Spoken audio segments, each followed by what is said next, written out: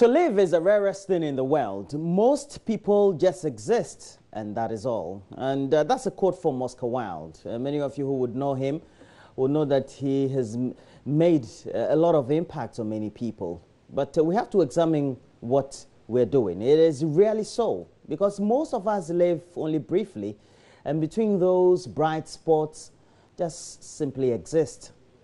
Many of the time, slugging through the drudgery of everyday life. Creative people tend to feel more alive when creating.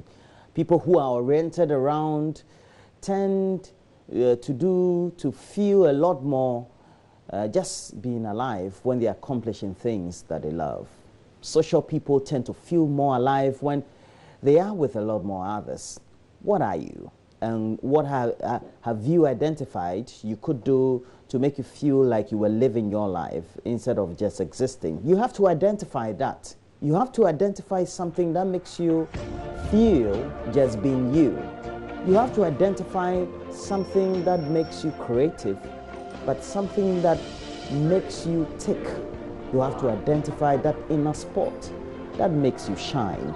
Identify what it is that you have to do to make you feel yourself and be by yourself. We'll be joined by Neil Lanti van der Poy. He's a member of parliament for the Dodo constituency. He'll be joined by Emmanuel Chamantinge. He's a member of parliament for the Yawasu West Wagon constituency. But today, we have some interesting statistics to share with you. 11% of the world's population live in Africa. Well, many of you didn't know that. And a World Health Organization study also indicated that Africa has some 24% of the global disease burden. And the continent apparently gets only 1% of global health expenditure or funding. And so the need for quality and accessible healthcare is critical for countries like Ghana to achieve targets of the Sustainable Development Goals as set by the UN and signed on by respective countries, including Ghana. And though our country has made significant progress in improving quality, accessible and affordable healthcare, there's still a lot to do to deliver quality healthcare. How effectively can this be done or achieved? It's a question we have to ask. Will a union of these healthcare organizations also help?